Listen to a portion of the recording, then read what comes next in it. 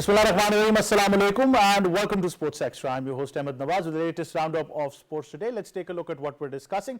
First of all, Pakistan start their campaign against South Africa in the first one international of the three-match series. Pakistan's bowling is underway. South Africa won the toss and Aiden Markram, the stand skipper, decided to bat for South Africa. Of course, don't have the luxury of their skipper Temba Bavuma, who's been rested, and Keshav Maharaj with a last moment niggle is out of the side, and of course taking his place has been Tabraiz Shamsi.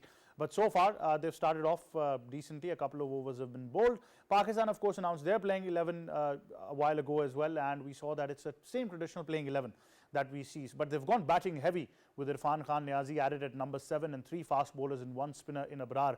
That means that Simon Salman would be sharing the bowl as well for Pakistan. So we're going to be talking about all the details. We'll give you the live updates as well of the score and all there is to discuss about this game. Then of course we move on and we give you the latest updates of the Quaid-e-Azam Inter-Provincial Games as well in detail, where Punjab leads the medal tally with 116 medals, followed by Khyber Pakhtunkhwa, and Sindh is at number 3 when it comes to the medals tally. The games are underway in spectacular fashion at the sports complex in Islamabad, with athletes participating from all over the country. So we'll talk about that in detail as well, give you the updates.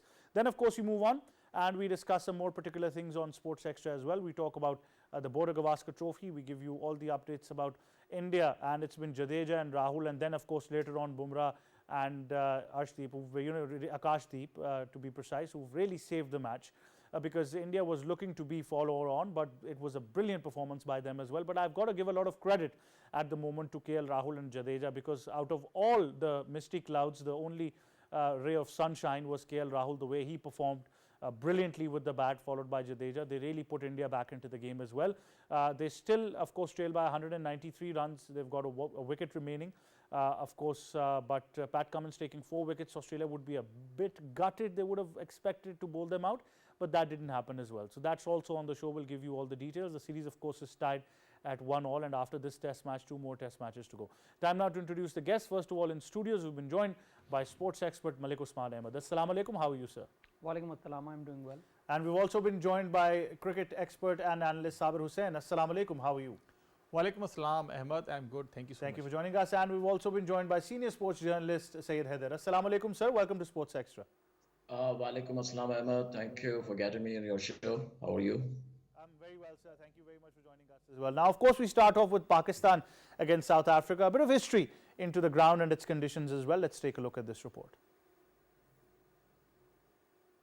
Africa ODI series has begun with the first ODI at Buland Park. Buland Park has so far hosted 21 ODIs. Teams batting first have won 10, while teams bowling first have also won 10 games. Average first innings total has been 237 runs, while average score batting second is a remarkable low score of 184 runs. Highest score ever recorded at this venue was 353 for 6 by South Africa versus Bangladesh, while the highest score chased successfully was by South Africa, that stands at 288 runs versus India. Well, there you have it. The ground conditions speak for themselves as well, but it's going to be very, very interesting when we discuss all of this in detail. So, Haider, how would you highlight Pakistan's campaign? Because now you're looking forward to the Champions Trophy, and I think this is the right moment where you start your campaign. Pakistan's gone batting heavy in this game with 7 batters. Champions Trophy, they are going to finalize the squad for the Champions Trophy. They are going with the 7 batters. I think one should be the all-rounder in this squad.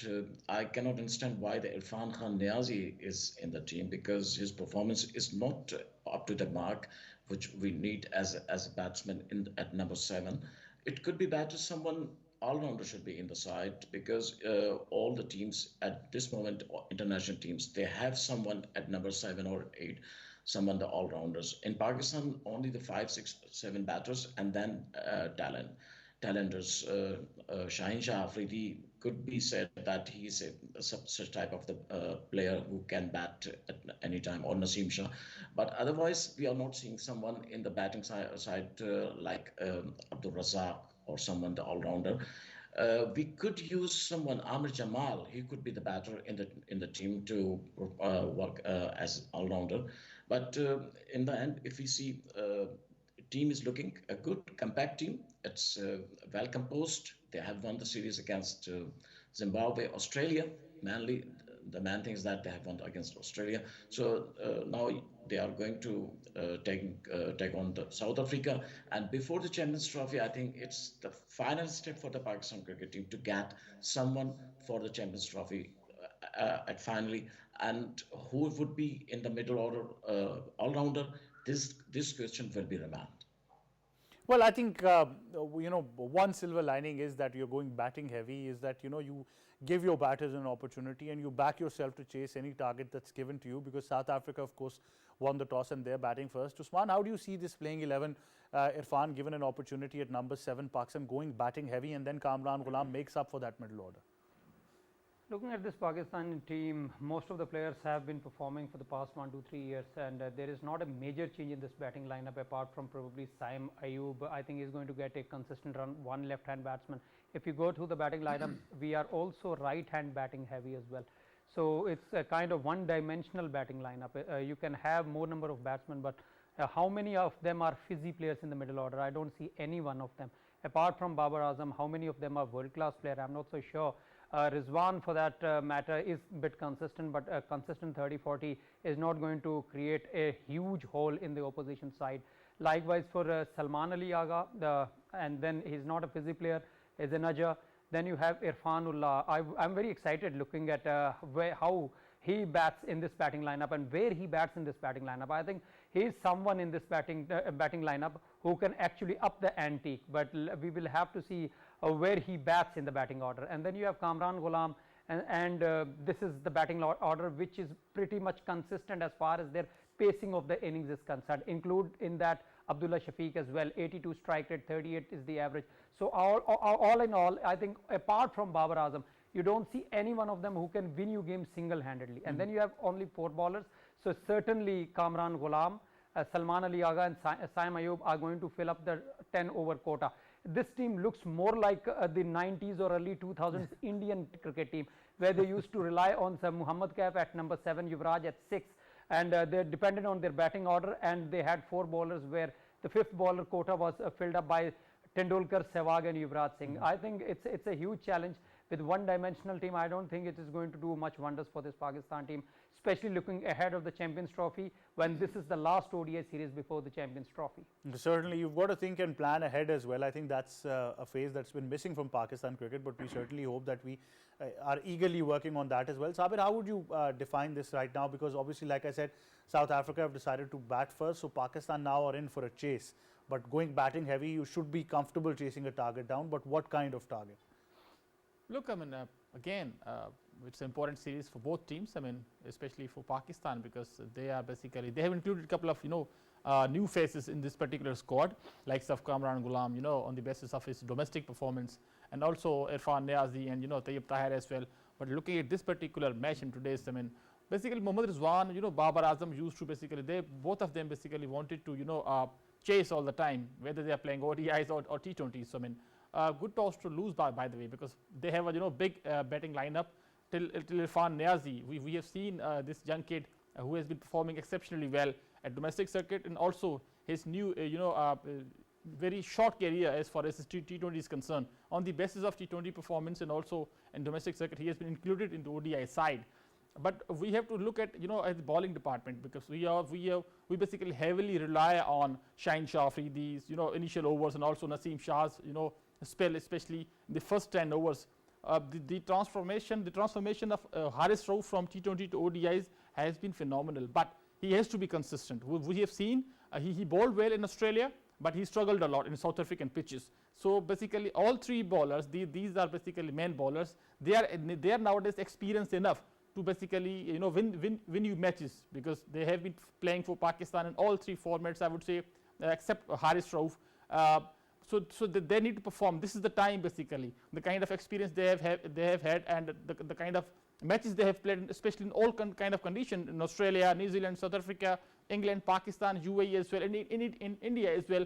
So this is the time for these fast bowlers. I mean, you cannot expect more from Abrar, because he's a youngster.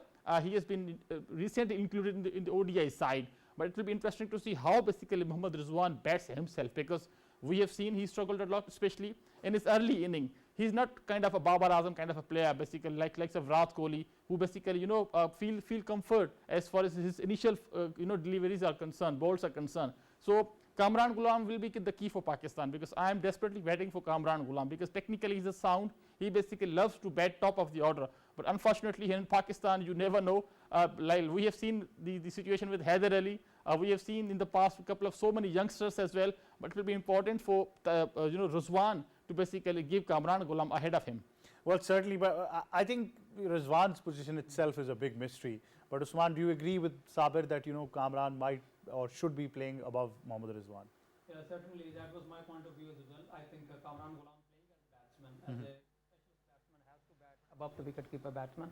But I'm not so sure Rizwan is going to give his position to him, because Rizwan and Kamran Ghulam are pretty similar kind of batsmen, and they like to nudge the ball here and there, and they play at a certain strike rate which is somewhere around at max mid 80s.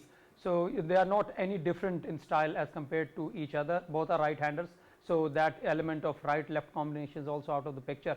And as a batsman, you would like to get more and more overs in a one-day game, so build up an innings so you can have a stat to show at the end of the day. But as far as dominating the opposition is concerned, I think both fail in that regard. None of them are there to up the ante.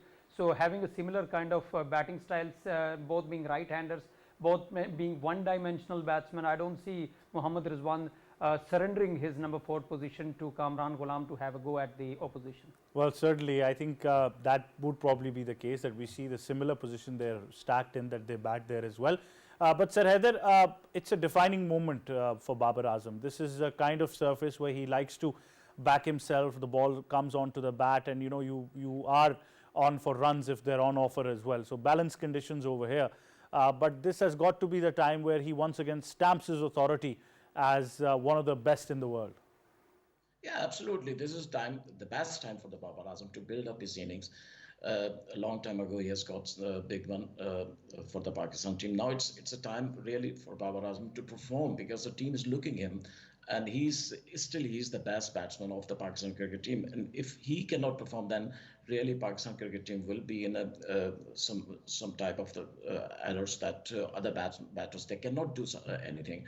It's a very important, very vital time for the Babar Azam, especially when you are going to play big event Champions Trophy. Before the Champions Trophy, it's very important to get your real form, because he is technically the best batter of the Pakistan and one of the best batters in the world right now, what the Williamson and other batters are available.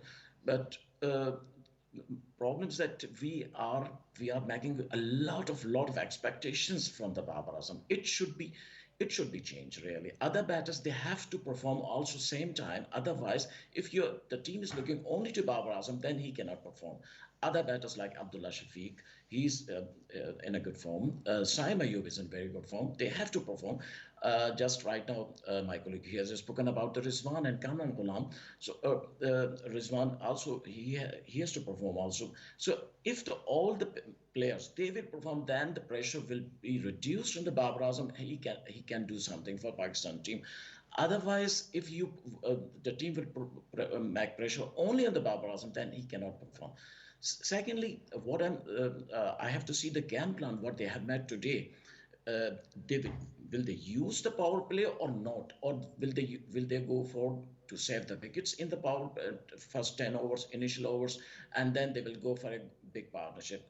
This is the big question, because in South Africa, to chase a target is always very difficult, because if the first team, they try to make something in 3 figures score for the next innings, then it will be difficult for any team to chase a big target. Now, I don't know what's the Aqib Javed and the Pakistan captain, they have made a plan, but if Saim Ayub is there, then I think they should go to use the power play, because Saim Ayub, he has the talent, he has the capacity to use the power play. Otherwise, if they will not use, then it will be more pressure on Saim Ayub and other batters. Certainly, Sir Haider, it's important that we realize that for far too long we've been stuck in a conundrum. We've not been able to move on to one-day mode or play 50 over cricket because it's been a short-term strategy for 20 overs. Bowlers have not realized that they've got to accustom themselves of bowling longer spells. And I think on the captaincy point of view as well, although it's not been settled, now it is, that the skipper has to make sure that he marches his troops for 50 over cricket. Yeah, absolutely. You know why? Because we are not going to risk. If you cannot take a risk and you cannot win, you cannot play any game. In Pakistan cricket team, a lot of critics on the players that if they cannot get some runs in a match, then everyone is shouting to drop him, and therefore the batter, every batter is trying to get something 30, 40 runs, and in this phase, when they try to get only some 30, 40 runs, they will not be in the mood to as a modern type of the cricket. What the other teams they are playing, like England is playing, is still they are playing the test matches also same cricket. What they other teams they play in the one day cricket or T20 cricket, but Pakistan cricket team still they are seeking, they are searching some type of the cricket, modern day cricket, other and they are not getting it still. In Australia, we have won the series, but we should not forget it that we have played well, but Australia they have played bad. This was the reason that Pakistan have won the series in Australia. In Zimbabwe, there is no comparison Zimbabwe series and South Africa Pakistan series. But before the Champions Trophy, Pakistan should go for an aggressive strategy. Otherwise, you cannot play the modern day cricket. And this is only when you are using the power play. Exactly. You have to rely on the middle order. Unfortunately, our middle order, most of the time, they are failed. Sometimes the openers, they get a good one score in initial overs, but the middle order, they cannot follow the openers, and then we haven't got big runs in a second inning or first innings. This is the major problem. I don't know what is the reason behind, but it's still our batters, they are not going to take a risk. They are still to save their position in the next match. This should be changed, the strategy in the Pakistan team. Otherwise, we'll not be like England, Australia, or South African team. Well, certainly. Right now, the current update is that South Africa at 30 without losing any wicket. 5.3 overs have been bowled, so they're going at a pretty decent run rate. And like I said, that the surface looks to support batting as well. But obviously, right now, Sabir, the bigger question has to be that if they do play 50 overs, then they end up something close to 280 to 90. Obviously, 6 overs gone, especially, and in fact, though there is no wicket from both the bowlers. I mean, we basically, expected something. I mean, from these two bowlers. I mean, look, I mean, I already said, as I said earlier, that these are experienced enough to basically win you matches, and especially in the crunch matches, crunch situations, especially because we having experience, then you can adjust these kind of experiences also the conditions as well. Look at the South African openers; they are basically young. But the way they are playing, they are talented enough to basically tackle these world-class bowlers. I mean, historically, if you talk about Pakistan, South Africa, we have basically played a 9 bilateral series, by the way, and we have basically lost 7 bilateral series. So it's disappointing to see that in the past we struggled a lot in South African conditions and UAE and also in Pakistan as well. So they have been a phenomenal for last couple of decades or so. But I mean, it's no particular this particular tour, Babar Azam, Rizwan and Shaheen Shah Afridi, they basically played before in South Africa under the captaincy of Sarfaraz and 2021 as well. So they have some kind of experience to basically deliver this particular time. Yes, they are basically world-class players. Consistency is important. We have seen the unexpected result in Australia, but this particular time, everybody wanted to, see some kind of good results against Zimbabwe and also in T20 series against South Africa as well. Because look, Pakistan is far better side if you talk about squad. I mean, against South Africa. But I mean, they are basically youngsters basically performed on their home soil, on their home conditions. This basically Pakistan system, basically cricket system, needs to understand that your youngsters must be given chance, especially in your home conditions.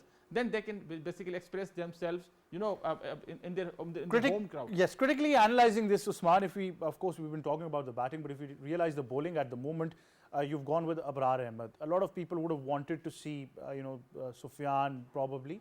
But, considering it's a one-day international, do you believe it's the right moment forward? See, once you have 5 fielders inside the circle and only 4 outside the circle, the best way to get wickets is to attack. It's no more a moderate kind of batting surface after the 15 overs to 40 overs. Since the ICC have brought in that extra fielder inside the circle, I think it has become more of a fizzy game. There are lot more things happening now than before. So you need to have an attacking bowler bowling, and with Sufyan Mukim being a Chinaman bowler, I think he would have been the best bet as far as a spinner is concerned to pick up wickets for Pakistan, because with his loopy balls and deceptive turn, I think he would have bamboozled some of the South African batsmen who have not yet played him, and it would have been a good outing for him before the Champions Trophy. We don't have many games left before the Champions Trophy, and you are almost finalizing your playing 11 or the squad for the Champions Trophy, and Sufyan Mukim not featuring and Abrar Ahmed, I beg your pardon, taking the spinner's role. I'm not so sure how effective he is going to be. With already you have Saim Ayub, Salman Ali Agha, more like an off spinner and right arm bowlers. You need to have a different angle and different kind of bowler in your team to give a lot more options to the captain, but that has certainly not happened. And with Abrar Ahmed, more like a flatter delivery kind of a bowler. Salman Ali Agha similar, Saim Ayub similar, with 5 fielders inside, only 4 outside. I think these 20 overs are going to be massive for Pakistan. Without an attacking bowler in the middle overs, I think it's going to hamper Pakistan's prospects. I am one of those who was actually thinking that Sufyan Mukim may get a game, and I think you need to feature him more and more to give him more confidence before the Champions Trophy. If you think that you are going to utilize him like Kuldeep Yadav is being utilized by India, that he's used scarcely, I don't think that is the idea going forward. And that's how you develop, Usman, your muscles, your wrist, everything. When you're playing a 10-over game, you realize, and that you develop that strength physically as well. Absolutely right. And once you look at your stocks, you don't have a substitute for him, isn't it? Yes. And if you have an Abrar Ahmed, and in that similar team you have Salman Ali Agha and Saim Ayub, I think that makes a pretty similar kind of bowling attack for Pakistan, with 1 fast bowler, 2 fast bowlers, right-handers, and 1 left-hander. I think it becomes not only a one-dimensional batting lineup, but also a one-dimensional kind of a bowling lineup. I don't see many things going in this game for Pakistan looking at the future. I think they have chosen this team on horses for courses kind of a mode, but Abrar Ahmed on these kind of surfaces, I'm not so sure how effective is going to be. I think it's a mistake picking Abrar Ahmed on this pitch. Well, certainly, and it could go either way as well. The way you march him is definitely the way forward. 42 without losing any wickets, 7 overs have been completed. So, like I said, they're in cruise control at the moment, but it's still a 50-over game. So, we hope for all the best. Now we move on to Test cricket in detail, the Boda Gavaskar Trophy, and we've got to talk about the way India have really showed their resilience as well. Sir Haider, they've been exceptional this day. If you talk about this particular day when you were 4 wickets down and you had to make a comeback, a lot of credit needs to be given to KL Rahul and Jadeja, the way they made sure that India stays in the game. Yeah, definitely. In the way where KL Rahul has batted and Jadeja, really it's very impressive, very inspiration for the young cricketers. They have to see how they have met their struggle against Australian bowlers when they were mounting the pressure too much on the Australian Indian batters. But KL Rahul is doing well, Jadeja doing well, but what the others are doing, this is the question. Rohit Sharma or Virat Kohli, they are the man batters of the Indian team. They are, or Rishabh Pant. He is the most valued IPL auction player. What he's doing, so the batting is totally miserable. It's it's a mystery why the such type of players, they cannot perform in Australia. Virat Kohli or Rohit Sharma. If Indian batting is relying on these batters and they cannot perform, so really it's a big question for the selectors also, why they are not going to select someone who can play in Australia on the Australian pitches. And in which manner that KL Rahul is batted, he has got some chances. He had 2 times to lives there. Sir Haider, allow me to ask you, because this has now been a very open-ended question, that what is going on with Virat Kohli? I understand there's been a lot of criticism for quite some time, but in between he has shown his class once again. But currently at the moment there seems to be an inner struggle which we're not able to understand. I think some overreaction and overconfident Virat Kohli. He is going to play 4th stump. He has to accept that his fitness level and his eye is not like that as he was 5 years ago. Today he has to change in his batting stance. He has to make some changes, and he has to wait for the ball. He is going to make some aggression, and it is not useful for him. I think he is still, his mind is not working with his hands, his bat. This is the connection of the mind and the bat. It's very important in batting, and your eye should be very perfect. Especially in Australia, when you're playing against Pat Cummins, Stark, and other bowlers, you have to be very attentive.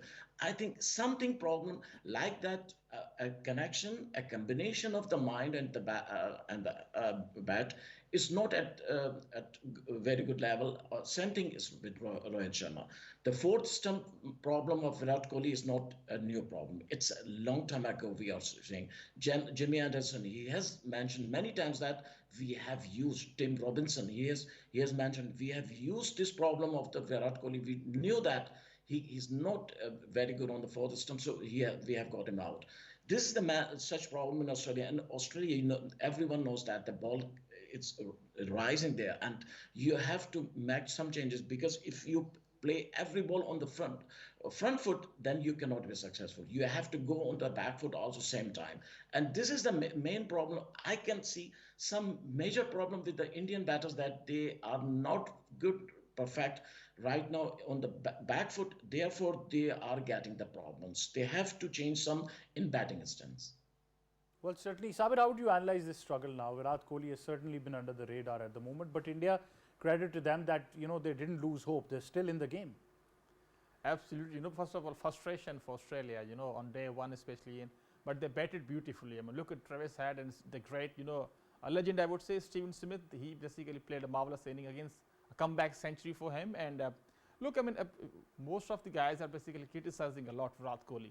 Yes, I mean, he's a great player. The expectations are higher from every country, I would say, not only from India. But I mean, he's a basically human being. He made a century a couple of days ago, and in the first test match, and that was on a winning cause. So there are some kind of times, I mean, where basically you got out on a good balls as well. But Virat Kohli is making similar mistake that he has to look at. He's the only one basically who has to coach himself. So no one else basically come and basically teaches him to basically how to play. But I mean, as far as this particular third test match is concerned, unfortunate for Australia, they basically batted beautifully. They bowled really well. Lots of frustration because of rain as well, and also great batting by KL Rahul. He basically survived 139 balls, made 83 runs, 169 balls. So and again Ravindra Jadeja and Akashdeep. They were selected to bowl basically and picked up the wickets, but unfortunately they batted beautifully well for India. And 75 overs, KL Rahul and Ravindra Jadeja, they basically batted 45 overs. So rest of the players basically struggling a lot, especially heads off to Pat Cummins. Again, he basically delivers again and again as far as captaincy moves are concerned. His individual performance with the bat and also with the ball is concerned. But it will be interesting to see how basically fifth they will play, because India, I don't think so they're going to survive if there will be a full 90 overs. I mean, but it will be important for basically India to get something. I mean, especially on the day 5, because we have seen their struggle and the big collapse as well against the mighty Aussies bowling lineup. But you got to give them, I think, credit. The Indians have really mustered up a lot of courage. Usman, how would you unfold these past couple of days? The way Jadeja and Rahul batted, and then at the end with Bumrah and Akashdeep's partnership, they're still in the game, which Australians probably didn't expect them to be. They won a contest within a contest, isn't it? I think all in all, India somehow would be the happier side going into the dugout today. Australia, for all the efforts they made, 5 for 74 India at one stage, and yet not finishing them off before 225 runs. I think that was a big miss, and with the kind of performance Australian bowlers were giving, they should have cleaned them up before, and they would have gone to the follow on, and Australia would have had a massive chance of taking a lead in this series for the first time. But that has not happened, and I think this test is heading towards a draw, a pale draw now, because both the teams don't have anything to get on the final day, and I think it will finish early because both the captains will call for it. But as far as the bigger picture is concerned, that is the World Test Championship. Over there, Australia is already second, South Africa is first. I think South Africa would be the most happier side today after looking at India's performance today, because they are almost certainly going to go through to the final, and now it is a straight head-to-head between Australia and India, and this test ending in draw with Australia second and India third. Now India have their work cut out. They might be the happier side today as far as this test match alone is concerned, but as far as the bigger picture is concerned, I think India has a lot of work to do, especially looking at their so-called senior players, and Indian media is already talking about inflated egos and respect and honor and superstardom that they have. I don't think any one of them have inflated superstardom. They have performed well, but of late they have been very sorry in their performances, and the performances that they have been giving in Australia, I think not many of us thought that this was not coming after looking at the 3-0 defeat against New Zealand back at home. What's your take on Virat Kohli? I think that's a generalized question now. See, these days talking about Virat Kohli is similar to what we talk about Babar Azam. Being a superstar comes with a two-edged sword. You may be the superstar and you might be the king of your country in cricket, but suddenly now you are the most hated person in that dressing room as far as the people are concerned, the audience is concerned. I think he has that 4th, 5th stump issue, and that is not for the very first time. He has been having throughout his career. Most of the world-class batsmen do have 4th stump issue. It's not something unique that only Virat Kohli had. Sachin Tendulkar had once for a very long time. But what Tendulkar did, you have to let go of your ego. I can give you a similar example of Ricky Ponting. He used to play good hook and pull, and that turned out to be his biggest weakness as well early in the innings. And once he understood that he has to let off go his ego in the early few balls, it was him who was dominating the bowlers again. Likewise for Sachin Tendulkar, when he thought of letting go of his ego, playing that 4th, 5th stump line, there was an innings of 241, that famous innings of 241 not out against Australia, in Australia, when famously he did not play a single cover drive, and he played most of the, probably 90% of his shot, if not 100% of his shot, on the onside, and yet he went on to score 240 odd runs. So sometimes these great players, they have to let go of their ego. They have to give respect to the opposition. They have to give respect to that bad time, that bad phase they're going through, and I think things will come off.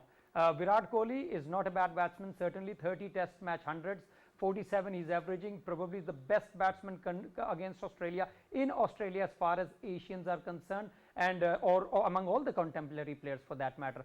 I think he has to let go of his ego, and that bad phase is taking a bit too long now. It is for the 4-5 years now, and I think if he can let go of that, playing more and more shots out the offside and leaving the ball more often than playing the shots, I think he can get back to his groove. That could be a major difference as well. Sabir, you'd like to add something? Yeah, I mean, you know, what is the team combination as far as Gautam Gambhir's, coaching is concerned? Because Sundar was basically a good bowler. He basically had a marvelous series against New Zealand. And Rohit Sharma is the basically weakest link, to be very honest. The misfit in the team. Lots of criticism on him because of his captaincy, his individual performance as far as batting is concerned. Bumrah was, outstanding in the first test match at Perth. But look at him, Rohit Sharma, he's the weakest link, to be very honest, in this particular series. Certainly, that seems to be the case, but obviously I think still a long while to go before we decide the fate of this series. But let's take a look at the Indian wickets that fell on day 4.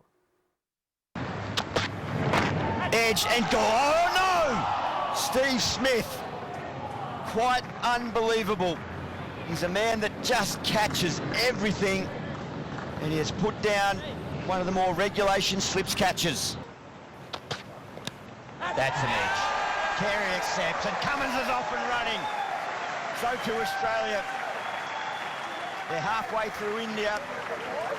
It's taken a little longer than they would have hoped, but he gets the job done. Oh, he's got him, he's got him! Steve Smith, he dropped him on 33. It was an easy catch. This was a lot tougher, and he grabs it. What a beauty. Wow, that is simply magnificent. That's pure reflex. And it happens all right for Pat Cummins. Captain reliable. It's been a wonderful partnership for India, but you cannot keep this man down on this ground. Edged. Oh, it's a good catch. It's a really good catch. Alex Carey to his right. Mitch Starc strikes immediately after the break. Right, there's a fielder there. The catch has been taken, and how often do you see this? In an effort to palm your partner is the lead batter, whom you end up losing. And there you have it, all the Indian wickets that of course fell on day 4, apart from one wicket that Australia really wanted, and that didn't happen. That was the final wicket, and that has really kept India alive in this game as well. But I'll just take the final take of Sir Haider, your take on Rohit Sharma into this test side. Yeah, very dejected. He's not looking well. I think after when he's got out and he was working into dugout, he was very dejected, and really it's a very bad phase for the Rohit Sharma. As a captain, he is not getting a result. As a batter, he's not getting a result, and his fitness is not looking also good. I think this series is the last series of Rohit Sharma, and a change, some decision we can see after this series that Rohit Sharma will be retired from the Test cricket. I think because it is a lot of pressure from the media, Indian media also, that he's not performing. And definitely from the Indian Cricket Board also, I think they are looking to get someone new captain or a new batter, because he has lost his position as an opener. Now he's in middle order, and there he cannot perform also. So it will be a very bad time for the Rohit Sharma. Well, certainly it can be. Thank you very much, Sir Haider, for joining us. Thank you very much, Sabir Hussain, for joining us. And thank you very much to Malik Usman as well. That, of course, wraps up the program. But before we go, we're, of course, going to give you an update on the Quaid-e-Azam Inter-Provincial Games as well. All the details of the medals tally, you take a look at this report. But from me and the entire team, it's goodbye for now.